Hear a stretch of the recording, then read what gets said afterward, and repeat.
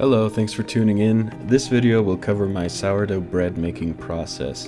To start off, you're going to need about 200 grams of healthy sourdough starter.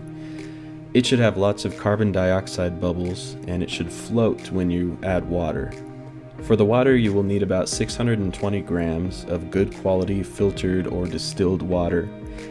Next, I stir the yeast and water together, and then I add my flour.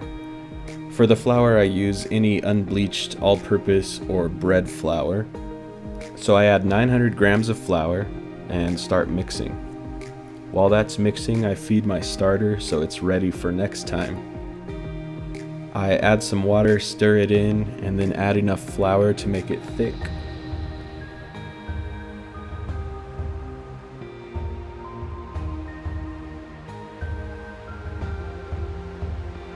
To make it thick like this, and I usually weigh it to make sure I have at least 200-250 grams for the next batch. And then it goes into my fridge. It can usually stay in there for about 5 days before I have to feed it again. By now the dough has been mixing for plenty of time. It really only needs about 3 to 4 minutes to mix. Next, I'm going to cover it with plastic. I use press and seal, and I leave a little ventilation hole to let some of the humidity out. After 30 minutes, I add 16 grams of salt.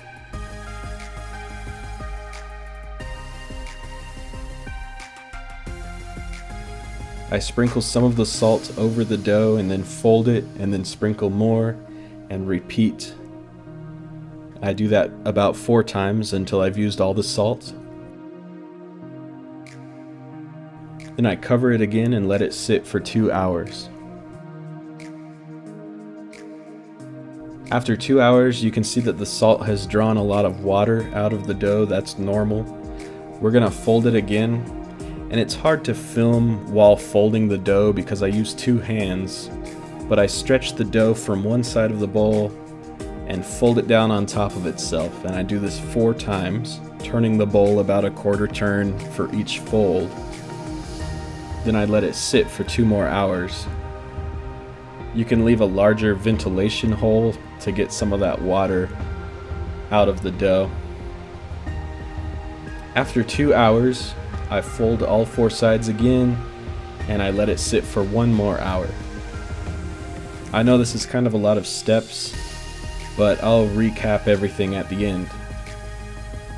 After 1 more hour, I'm ready to clean and flour my countertop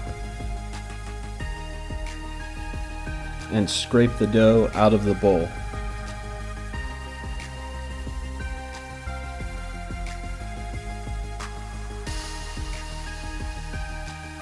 I add a little more flour to the top of my dough to keep my dough scraper from sticking too much, because next I'm going to split the dough in half, because this is enough for 2 loaves.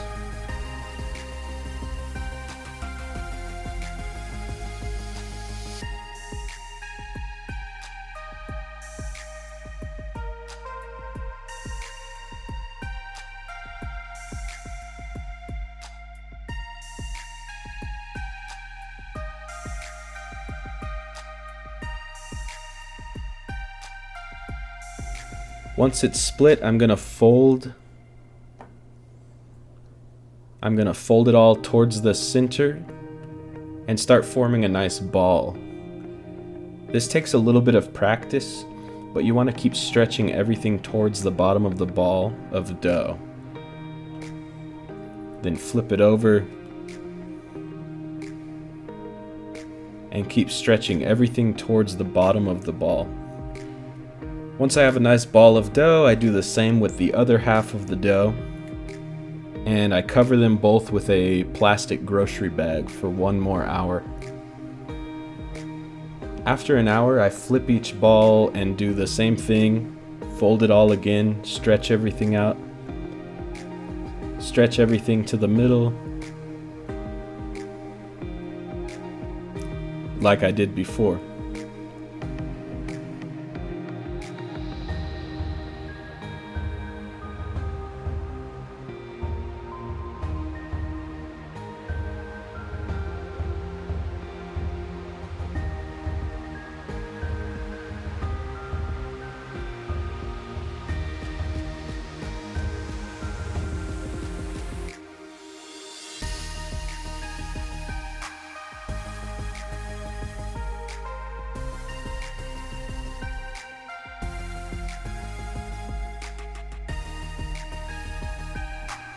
I have a Benetton basket, so I usually put half of my dough in there.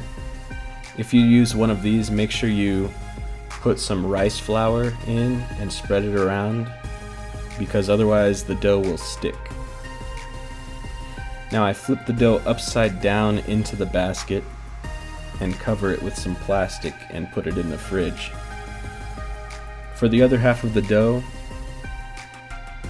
I put it into a bread mold that I sprayed with Pam. All the dough should be refrigerated for at least 12 hours, usually longer.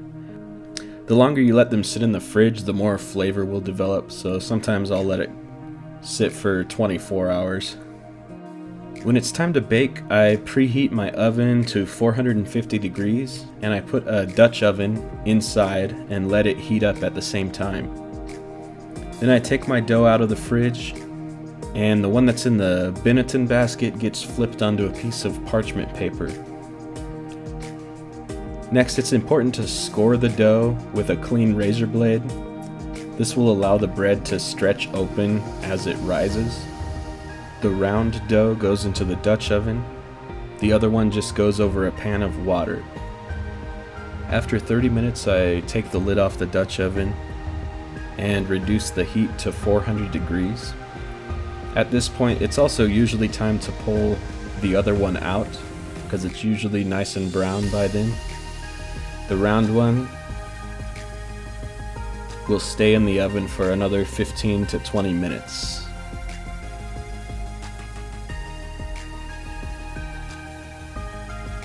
Once they're done, you can put them on a cooling rack and let them cool completely before trying to cut them. And they should have a nice crackle, crunchiness to them.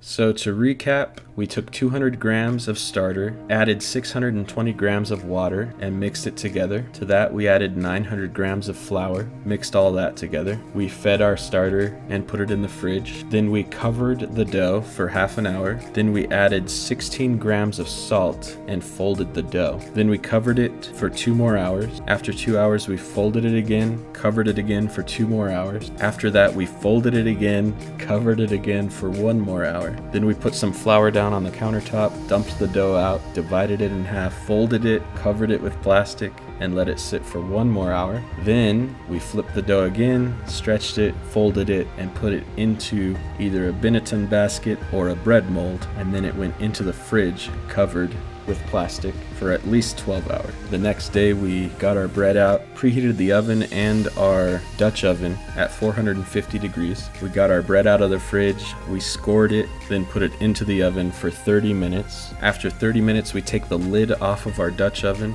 reduce the heat to 400 degrees, and we pulled our mold out, because that's usually done by then. And then the one in the Dutch oven we kept baking for about 15 more minutes, and then we pulled that one out. And that's the whole process. I hope you found this video useful. Thank you for watching. See you next time.